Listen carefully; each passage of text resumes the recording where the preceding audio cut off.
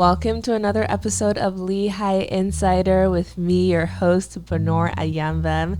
Today I am joined by the director of the Pride Center, Scott Burden.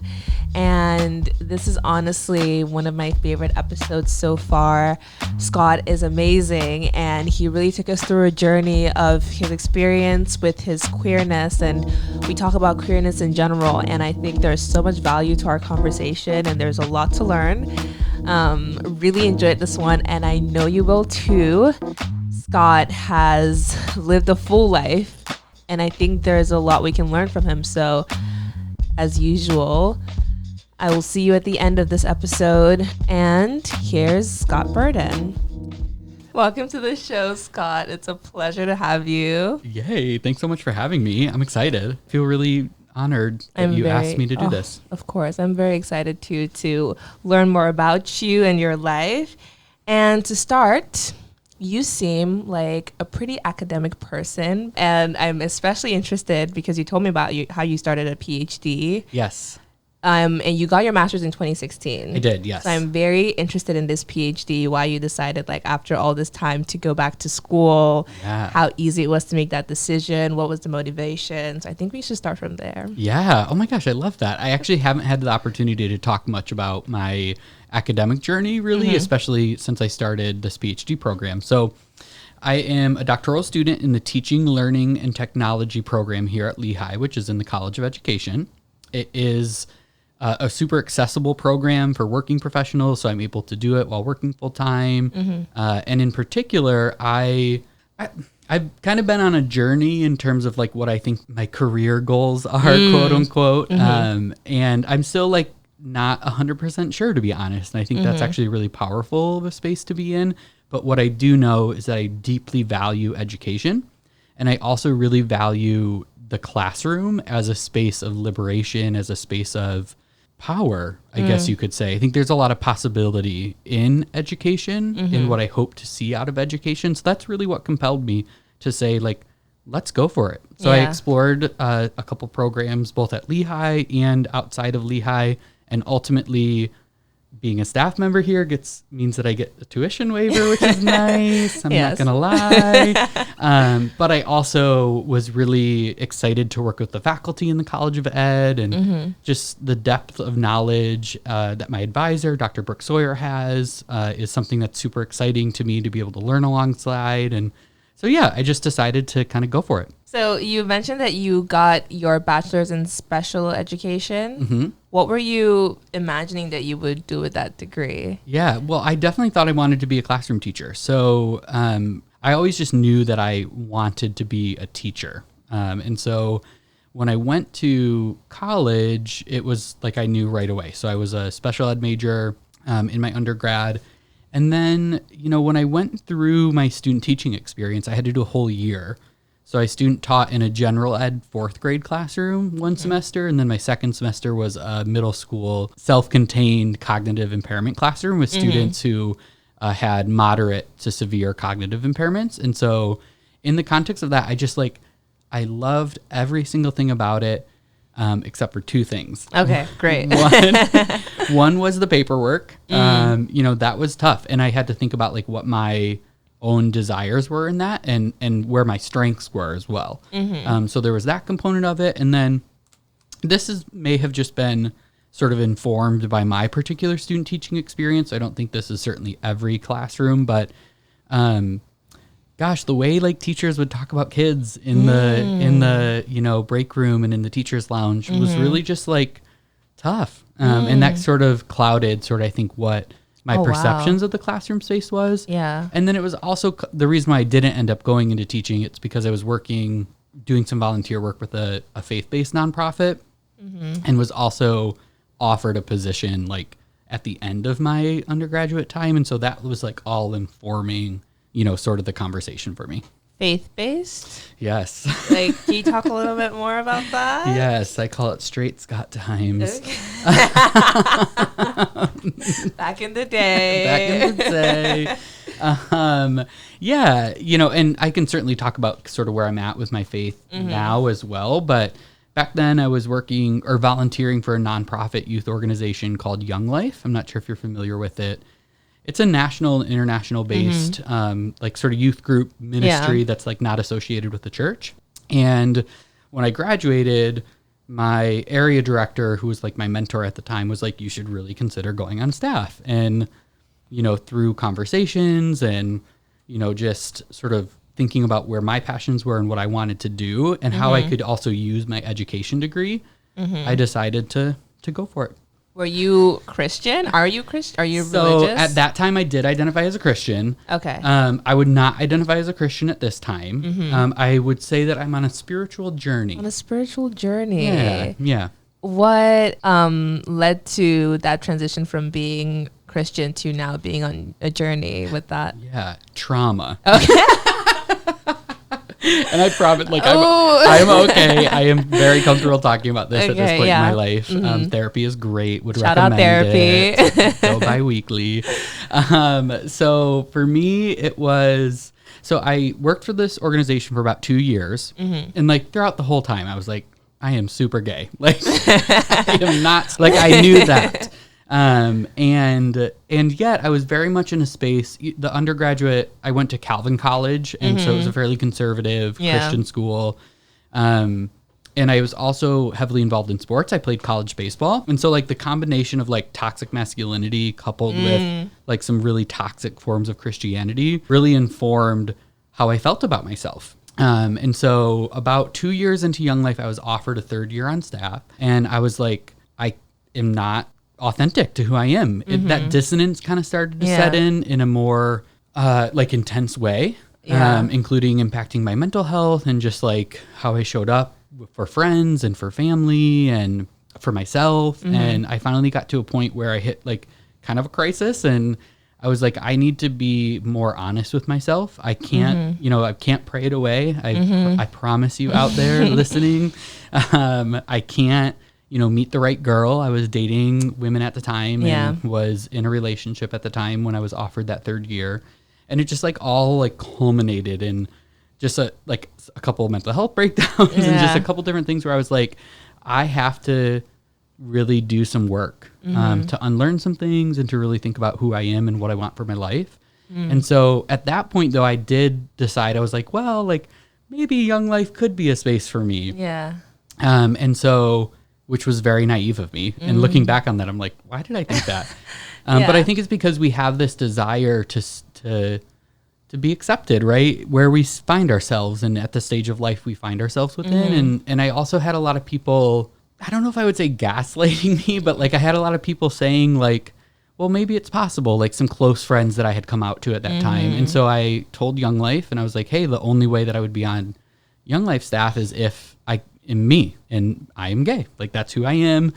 And that's how I was identifying at the time. And I said to them, you know, is that possible? And they were like, oh, we don't know. Like, we'll see. And they ultimately came back to me and were like, yeah, like you're not sure if it's possible, but if it is possible, you'd have to be abstinent, but we don't even know if that's possible. And I was like, I'm at a time in my life where I can't let other people dictate who I am anymore. And so it was at that point that I decided that I would not be coming back to Young Life and that I wanted to come out to people like in the midst of my final year. My contract ran through July and this was like February. And I came out and that did not go well with people. And then I ended up being terminated from Young Life in like May. And that's what actually compelled me to go and get my master's degree. I was like, well, I don't have health insurance anymore. I don't know what I'm doing. Wait, around when was this? Like how old? So that was like 2013. Yeah. Because it was 2013, 2014, because I started grad school in the fall of 2014. And so it was like the spring of 2014 where stuff really hit the fan. And that's what compelled me to even apply to grad school, because I was like missed the deadline for graduate applications. Like I had to hustle to find sort of what my next plan would be. And then that's why I ended up going back to school. There's so much here. There's a lot. I'm like, where do we There's even like start? so much there. Am I correct to say that a lot of the motivation for you leaving Christianity was more about the culture surrounding it than the religion itself? Yes and no. So I would say absolutely the culture. In particular, you know, the sort of religious culture that I was in was not showing me like possibility models of being queer and Christian, right? So that is absolutely the culture. That is not the case for everybody. I do not believe the two are mutually exclusive. There are wonderful spaces that are Christian, that are open, and that are spaces where people find their home, right? So it was the culture, but then I was also kind of like on my own theological journey, and sort of the ways that things like salvation were talked about, and the ways that social justice was both present and absent in sort of my journey and within like biblical texts. It was like a combination of all of that. And I would say now, moving forward, it's more my own sort of beliefs and understandings around religious texts, in particular Christianity, that just don't feel great for me right now. Yeah. There's a few parts to this question. I don't know how to put it together, but well, first of all, when you were in Young Life as an undergrad is around when you started like deciding you want to come out to people. And so now I'm thinking about how your life was before that time. Yeah. Also, you slightly mentioned Straight Scott. Yes. I wanted to hear about Straight Scott and the fact that it was Who around. is he? Who is he? And the fact that it was around then that like you started questioning Christianity. I'm wondering like, is it like your family is Christian and that was what introduced you into that, and then you kind of lived your life within that until undergrad, towards the end of undergrad? Is that how it went? No, actually. So Okay. I was actually not raised in a particular faith tradition. We like started going to church when I was like 14 or 15. Oh. Maybe a little bit before that. And my siblings were both older, and it was the result of like just some like family stuff. My mom was like, let's go to church. Let's go to church. Yeah. And so we were like, okay. Like, and I actually found a very like wonderful youth group through that experience, but certainly did not grow up or was like raised in a particular faith tradition at all. So really my introduction to faith was experiencing Calvin and Young Life, which I think absolutely Really? has informed sort of my feelings today and sort of how I understand things. But then I didn't come out actually until I graduated my undergrad, and then it was 2 years after that when I was working full time for Young Life. So if it wasn't Christianity, like what kept you in the closet? Oh my gosh. Well, I mean, it absolutely was Christianity for sure. Even before Oh you my started God. going I would to- say like in undergrad, yes. Like I remember like being in like Bible study and being like gay people and like content warning here, but I was like, gay people are going to hell. Like so many things where I was like, what is happening? And then I would like in that evening, like TMI, but you could edit this out if you need to, but I was like looking at gay porn like as an undergrad, and I was like, what is going like, just like so much incongruence in my life, right? Like in one sense saying like, you know, these people, as if I'm not one of them, are sinners and and then in the next moment, like behind closed doors, like, you know, really struggling and having attraction and wanting to like pray it away and like wanting to like not be who I am, right? Which sucks. And so it was that, but then also baseball. before 14, before before you went to college, it was still Christianity that was largely. I would say it was more so sports. More so in sports. high school, especially. You were playing sports, and the culture there was homophobic. Yes. Oh, absolutely. Yep, absolutely. And it was at a time where, you know, we're going through stuff like in like late middle school, early high school. And I didn't see like queer people in my high school necessarily. They were there. Yeah. But I was just surrounded by like so much masculinity in a way that was like really harmful to, I think, my experience and how I even understood myself. So you started to perform Straight Scott. Yes. How was that? What was like Yeah. what is different between Ooh, that's a good question. Straight Scott and current Scott? You know, I was, I don't know if this makes sense. I was who I was then, and that was authentic for me at the time. That actually makes sense. To Right. me. And so Fully. I don't want to like speak harshly on myself, because I was in a place where I was able to live out of congruence in such a way that didn't necessarily impact me like it did 2 years after undergrad. That's when I got to the point where it was like, whoa, this incongruence is just really messing with me in really harmful ways. And I really need to think about why that is and how to change that and begin to show up for myself. I fully like understand that of being yourself, but it's still a very different self than you would be like a couple years down the line. And yes, absolutely. really like that. Okay. Yeah. So once you finally decided to throw it all out, fully embrace Scott, what was that journey like of exploring this not new, it's always been there, but this part of yourself? Scary. Mm-hmm. And I was also in Grand Rapids, Michigan, which is like overall just like a fairly conservative space. Like it was still an environment that was pretty conservative, and I was also working through stuff, so it was tough to explore sort of what I wanted, who I wanted to be, who I am.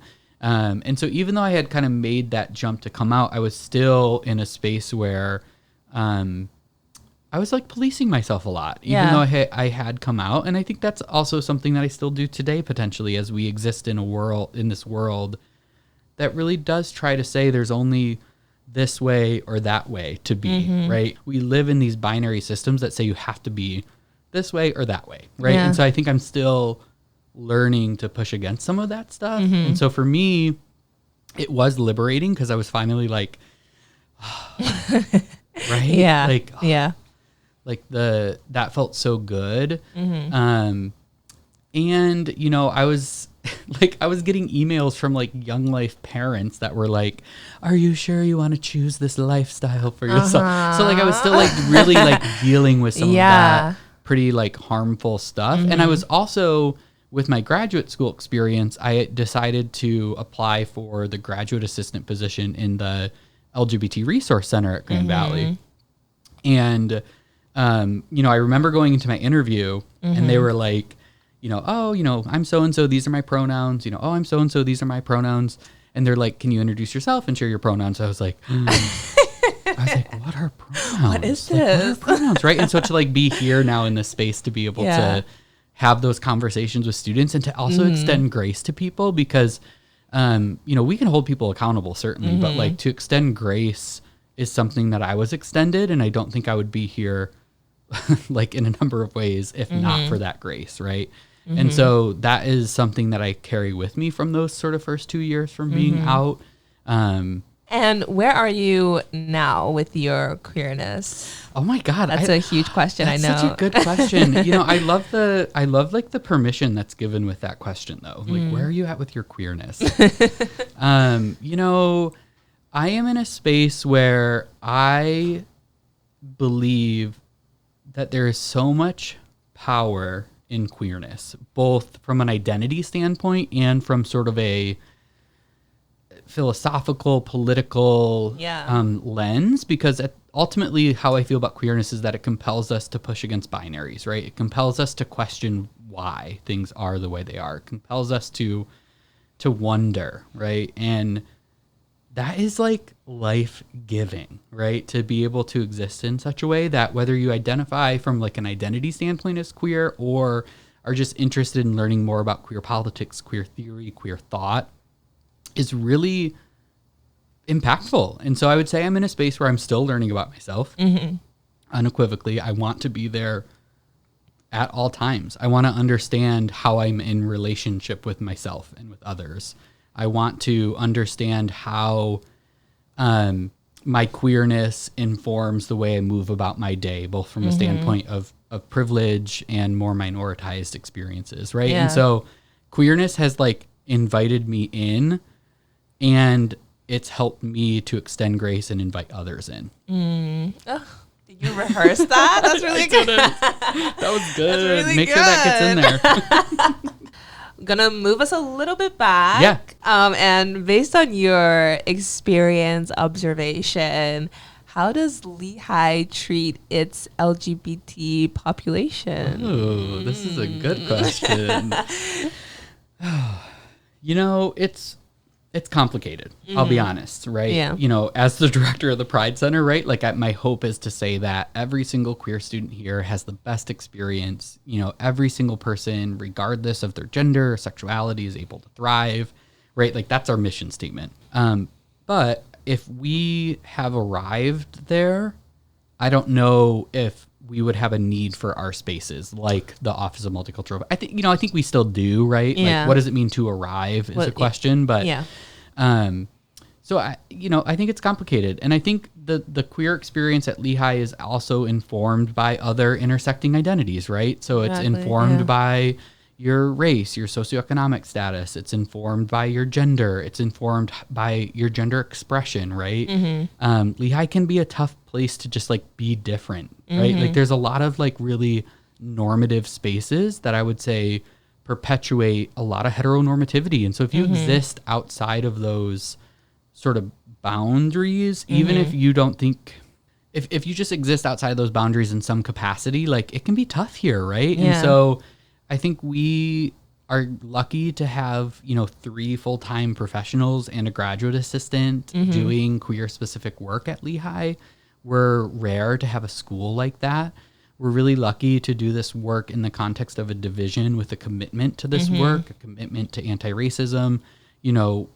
That doesn't mean that we're not immune to critique, though, right? That doesn't mean that we're not immune to sort of how we get caught up in this system of diversity and inclusion that I think can also perpetuate some norms at times, right? And so, but like that's the work, like that's what's exciting about it, and that's what is needed. So that's why I say it's complicated. I think the Lehigh queer experience is really informed by a number of different things. But do people feel safe here? I think so. I think there are times that people don't, which sucks. Do I hope that people can access resources here though? Yes, I do. I think they can. So yeah, complicated.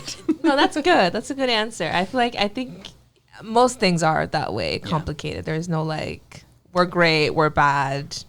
Maybe in some cases, but I definitely see that. What is Lehigh's queer community like? For those of us on the outside, like, oh my God, what are you guys so doing? vibrant. How do you spend time together? What's happening there? I love that question. There's so much vibrancy. Like, I think that's the word that I keep going back to, is just like people that are showing up as themselves, as their most full and authentic self, and being like, this is me, right? And there's like so much power in existence when you're told who you are can't exist. And you're like, hey, like that's wrong. Like I'm right here. Like, what are you talking about, right? And you can't really debate that. And so I think that is what the queer community here at Lehigh has taught me. It's taught me authenticity. It's taught me vibrancy. It's taught me being willing to like learn about myself, from like my mannerisms to like how I structure my day with intention, right? And so, in the Pride Center, we have a fabulous lounge that people are coming hanging out, just talking about everything from calc. We'll go back to calculus, right? To, what's happening, on the national scene right now around queer politics, in particular anti-LGBT legislation. And so, we have a lot of fun. There's a lot of vibrancy, like I said, and we get to also run things that are like supportive. We do a lot of support spaces and student org support. And then we also do a lot of like celebratory things, right? Like celebrating who we are and also celebrating our persistence through structures and systems like higher education that were not created for people that weren't white men. And so white cis men in particular, white cis straight men in particular. And so you have to celebrate that, like, because there's a lot there. And I think a lot of people don't necessarily realize that in terms of like some of the challenges that a lot of minoritized communities face. I know you're interested in education and in educating specifically LGBTQ issues. I'm guessing like you're interested in educating people about that. Do you ever feel a responsibility to do that? Wow, that's a good question. I keep on saying that. I'm like, that's such a good question. So it's hard because, so yes, I mean, I do absolutely feel a responsibility. I mean, one, it's my job. I think that in our world, we can't expect people, we can't expect people to learn by themselves, certainly. And people brought me along in such a way that I hope to bring others, right? Yeah. And so, I feel a responsibility to it. I think what is sometimes exhausting for me is that, when I quote unquote go home or turn it off, I wish that I could have a little bit more separation, if that makes sense, because, when I go home, I am still hearing about this news, right, in Alabama that's trying to criminalize like trans kids from accessing healthcare. Today, like in the state of Pennsylvania, the legislature is trying to ban trans kids from like playing sports with their friends, right? And so, my husband and I are beginning an adoption process, which is really exciting. And so I'm reminded of sort of like the structures that make that harder for people, whether they're queer or not, right? But just like family building in general. And so I'm like reminded of all the stuff when I don't want to be reminded of it. Yeah. And then I am also reminded of it in my like quote unquote 9 to 5, right? And so that can feel like tiring sometimes. I wouldn't have thought about that, like how it's so difficult to separate your work from your life when your work is about your life and about what you're living. Yeah, and sometimes the things that I'm advocating for here at Lehigh are advocating for myself. We're advocating right now for more comprehensive adoption and family leave policies at Lehigh. Like I'm doing that because it needs to happen, and it also like will impact me personally, right? Like, and so that negotiation and how that impacts even my relationship is tough at times. What do you think you gain from educating people about, because now I'm only thinking about all the stressful, like difficult parts of it. And I know other people definitely have a lot to gain from learning about these issues, but what's in it for you? Oh my gosh. What's the value? Oh my gosh, there's so much value. I get to, that's such a good question. That's such a good question. What's in it for me? Joy.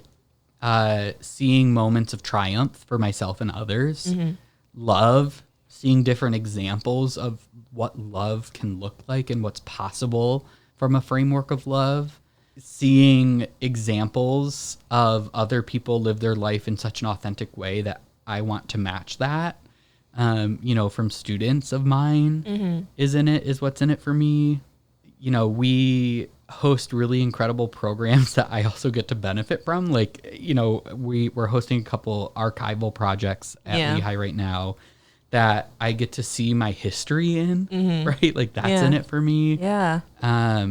You get to learn even more about your own experience and yourself through the work. Exactly. And that's a pleasure. And that's in it. And also like my job is super flexible. Like I get to do so many different things that truly, I know it's like cliche, but like my days look different each day. And I actually really love that. I thrive on that. I can tell that you're dying to talk about your adoption process. Ooh, and my husband.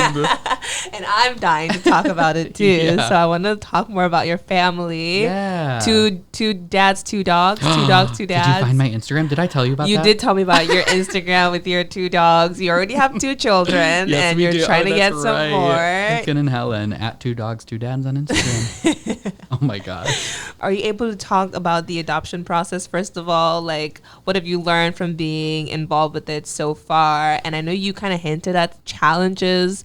What are those? What have you experienced so far? Sure. So, I'll frame this with, we're very much in the early stages. So we've just really attended some webinars that are required. And we're still trying to think through, like, what does family building look like for us?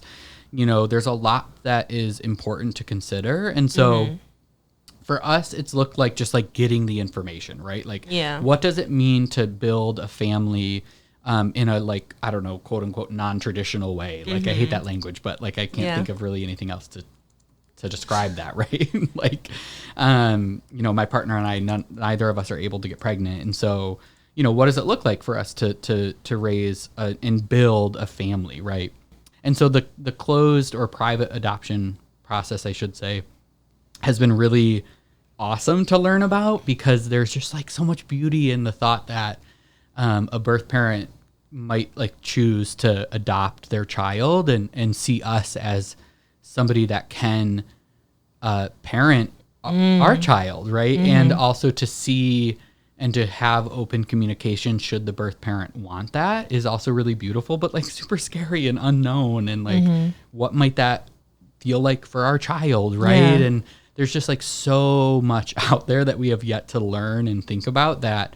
I'm just excited to be beginning the process, but yeah, we want to have kids like in 2 years. So like we got to get on it. Did you always know that you wanted kids? And were you ever worried about how being gay might affect that process for you? Have you ever thought about, or what are your thoughts on the differences between like having a child through pregnancy versus adopting? Yeah. Oh my gosh. Yeah. No shade to my mom. So if you're listening, shout out, mom. Love. But I remember when I first came out to her, one of the first things she said was, well, like she was like crying and was like, well, like, I wanted to be a grandparent. Like I wanted you to have kids. And it was like, I can have kids, right? Like you can still be a grandparent. And again, that's no shade to my mom as somebody who was like really processing through what this meant. And so now to be in this process and seeing her excitement for us is really beautiful. I know. Yeah, I know. And so, where was I going with that? Oh, the thoughts about like the differences between like pregnancy and adoption. And even if we were going to go like the surrogacy route or like the open adoption route or foster care to adopt, like it's just like, it pushes us to ask ourselves questions and have discussions which I think is queer. Like, I think that's queer because it pushes us to ask us questions that I'm not going to say that other people who might be having a child or birthing a child or, in a heterosexual relationship, right, that they don't have. Like, I don't mean to say that, but we're having conversations in what I think is maybe a different way. Both good and not so good. And so, yeah, I just think it's really queer and amazing. And it pushes the idea of family to different levels. And, but then, there's also some things that suck when people say that like two dads can't raise a child in the same way that a mom and a dad might, right? Like that ideology of the nuclear family is still like super present in people's ideas of what it means to have a child, right? And we know that's something that we'll deal with as parents throughout our child's education too. I'm guessing that you once shared a lot of these beliefs as well about the family. Is that wrong? That you always like knew that these things aren't as concrete as we think? Yeah. Oh, I love that way of thinking, that things aren't as concrete as we think. I would not say like actively, like I think a lot of the time, even when we do think that we don't share those beliefs, it's like when you've been born into it and like that's all you know. And that's part of why I felt so much trauma around like being queer. I was like, oh, like, I can't be queer because like I'm supposed to be this, right? Yeah. Like, you're not supposed to do that. And it's also tough when you don't see a lot of examples like in your life. And I'm especially thinking about that now as I think about queer parenting in particular. I don't have a ton of examples. The examples that I do have from my colleagues here at Lehigh are incredible and beautiful, and I'm so thankful for them. But up until my time at Lehigh, I didn't like really like see like queer parents, right? Like, why was that? Still within your family, but now moving away from your soon-to-be children. Don't know what number you're going for.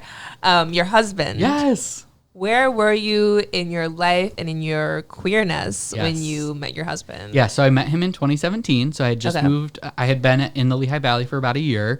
We met on Tinder. I know, it's where it's at. And so our first date was on 7/17/17. I remember that because of that.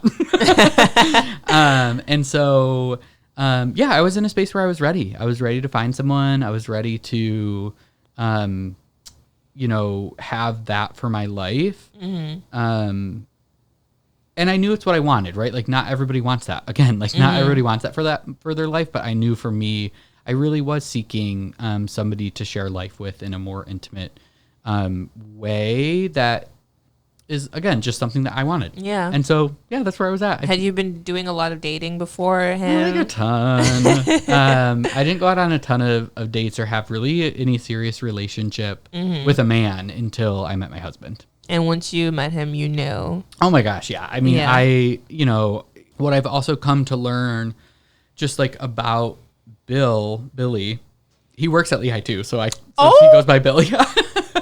Not when we met, but he does now. Oh my gosh. I know. Shout out Billy. Yes, hello. And so he's just taught me so much. Yeah. He's taught me so much. And so in that first year is like when I knew. And then we decided to move in together. And so we lived together before we got engaged. And then it was like, okay, like, yeah, this is good. Like, and I like this. A long time ago, decades, centuries, straight Scott. Yes. Decades, centuries ago. The 90s. Straight Scott dated women. I did. I don't know if you remember much from that dark time, yes. but if you do remember, what are some of the differences you saw between dating women and dating men? That's a hard answer to That's a hard question to answer. That's a hard question to answer. You know, because again, like who I was at the time was still who I was, right? Yeah. Like, and I know it sounds weird, but you know, I wouldn't say there's any differences aside from the fact that I was better able to listen to myself. I'm a better partner now than I was then. Yeah. That's absolutely. You're also older. Yeah, I'm older. Which definitely would. Yeah. And so I think that, you know, there wasn't like any like, I wouldn't say there's like differences aside from the like attraction. Finally dating people you're attracted to. Right, thank God. And I was like attracted to them in different ways, right? Oh, and so I think that's like yes. also important to consider. Like attraction can look like multiple things. And so it's not that I didn't have intimate relationships then. Mm-hmm. They just look different. Wow. And we have now been talking for an hour and 4 minutes. Oh my gosh, I love it. That was fast. Right? I told you were a good podcast host. Okay, that's enough. So I think we should start wrapping up. Sure. I'm just going to ask you a few more questions. Yeah. So from my perspective, you are a professional LGBT educator. Yeah. Of all the wealth of wisdom and knowledge that you have, if you had to tell people something about the queer experience, something about your experience, your work, the things that you teach people about all the time, what is, I'm sure it's going to be hard to think of one thing. So what are the most important things that you like to let people know? Wow. Trust yourself. Yeah. Trust yourself, I would say, is a really important thing to do. And that can be really scary when you're trying to trust yourself in the face of things or structures or situations that try to get you to doubt yourself, right? And I think that is something that goes across, like not just queerness, but just like in general, like trust yourself, like you know yourself best. You do, right? And when we can have a world where we can trust people when they say who they are and believe them, it will be so much better in our world. And so I would say trust yourself. And also like be open to always learning about yourself. Who I was a week ago is not who I am today. And that's like beautiful. So be open, trust yourself and be open to possibility. Open. Yeah. Scott, this has been great. We do have to wrap up now. I really enjoyed this. I know, I did too. So, I mean, you've already given us your one huge piece of knowledge. But do you have anything else you would like to let our listeners know about Scott, about what you're working on, about your life? Oh my gosh. Ask questions. Come find us in the Pride Center. Come find them at the Pride Center. Yes. Open to all, not just LGBTQ members. Absolutely. Anybody's welcome. Yes. Come talk, come learn. I'm speaking on your behalf. Yes. Like Keep advertising. going.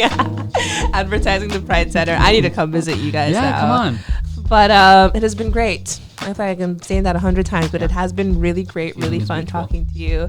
And this is it. Awesome. Thank you so much. Thank you. And to those listening, it'll be in 2 weeks. I'll see you again. This has been Scott Burden, and goodbye. Bye. Bye. You've been listening to Lehigh Insider. Find us every other week on the Brown and White Spotify. This show is created and edited by me, Bonor Ayambem, and produced by The Brown and White.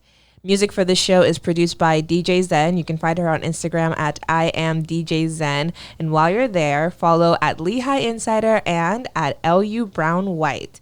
Check us out at thebrownandwhite.com/Lehigh Insider for pictures, videos, and other extras from our episodes. Very exclusive, very fun. You'll love it. And I will see you in 2 weeks. Bye-bye.